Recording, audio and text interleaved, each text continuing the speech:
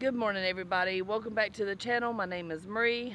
This is New Start Homestead, and we are still in South Carolina. We only have about another week and a half before we head back up to Kentucky, and don't mind me, the gnats are terrible today. So I don't know if you could tell back here, but it is really foggy today. The humidity is up a lot. But I kind of want to take you around and show you exactly what we have going on here on the farm for the fall. And they have a lot of stuff in the field. The tractor right here is a really old tractor, but it's still going strong. So my brother brought this here to the farm, and they're going to use this for the drip pipe whenever they pull it up, the old drip pipe. And so we have this so we can actually put it on it, and that way it could be kept better than just balling it up in balls and throwing it away that way. So right here we have a few rows that we have prepared. These were strawberry rows, and we've kind of flattened off the top here. And we've got mustard and turnips and stuff like that planted.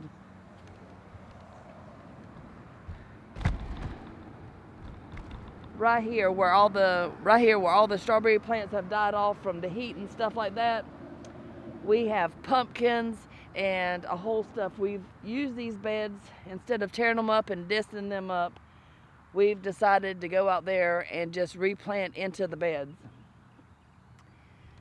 Right here we have a patty pan squash on this first row, and zucchini. So this will be a new row, a new crop of zucchini and patty pan squash. We have pumpkins out here, we have pickler cucumbers out here, and we have a new crop of long green cucumbers out here. So we're utilizing all these rows where we had our strawberries, and there's a drip pipe still up under there. I've said that in the past, but the drip pipe, that way we can add fertilizer and stuff like that as needed. Back here in the background, you can see how big and beautiful our pumpkins are getting. Right here behind me, we have okra. Now our okra is about to play out.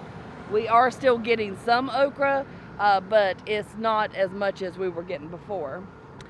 Now right here in this field that's clear, and you can probably see it coming up out here. Now we have sunflowers and also some string beans. I don't know if you could tell, I'm gonna zoom in out here, but let it focus. If you see some tire tracks right here, right after it got planted, my husband didn't know, and he was actually coming out to the field because I had a hole in my new apron. I have a new apron that I have. It was full, so he was bringing the truck out there to pick it up so that way it could empty and I can start again. Well, he didn't know nothing was planted out here, and he drove through the field. Luckily, he did not destroy everything, but he did run through some of our crops out here. Back here in the back, we have land already disted up and getting ready. We're going to be putting our collards and cabbage plants. I believe they're doing 1,500 cabbage plants this year and 6,000 collard plants. I won't be down here, I'll be back in Kentucky, but we do sell a lot of cabbage and collards here to the people in Horry County. They love their greens for the winter, and you cannot beat collards once that first frost hits them.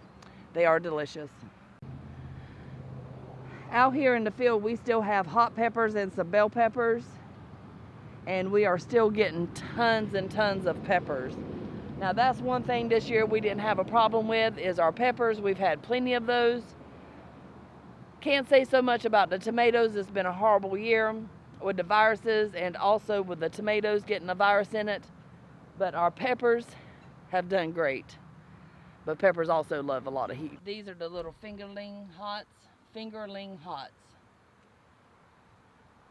Now we're putting a lot of these in the jars. Right here in the greenhouse, I have 8 trays of the small cups, the peat moss cups. And there's 36 cups in each tray, and I have 8 of those. and that is our iceberg lettuce. That gives us around 288 heads of lettuce if they all make, and I think that's plenty here for the stand for this fall before the freeze comes. That gives us a few heads per week, because we do slow down a lot we slow down a lot during this time of year, but it will give us a little bit of iceberg lettuce to have for our customers that come and visit us through the fall. So this is a roll from our black plastic that we use. It's black plastic or garden fabric, but I don't know who stuck it in the ground right here, but it has been here for quite a few weeks. I think it's kind of funny with all the rain and stuff, it hasn't fallen over, or at least somebody hit it with a tractor or a vehicle. I still haven't been able to catch the baby pigs yet. Now this is our pig pen. They're out there in the field. This is a pretty large field out here, but they're out there somewhere. You can see their little water hole right here where they can cool off. But there's a lot of pigs, a lot of baby pigs amongst this out here somewhere. Okay guys, thank you for coming along with me on our trip around the farm to kind of give you what we have in the fields for our fall crops. We still have a lot of stuff that we're going to put in the field. We still have our cabbage and color plants to get out in the field, but we're working on it. Guys, I encourage every single one out there to plant their fall garden. That way you have some type of food to put on the table for your family. Guys, thank you once again for everyone that keeps coming and supporting our channel. I want to thank you. For the new people here, please don't forget to hit the subscribe button and the notification bell. That way you're notified when we put out new videos. We only got about a week and a half before we head back to Kentucky, and they have already started clearing our land up there, which is exciting. We have lots of plans up there this year.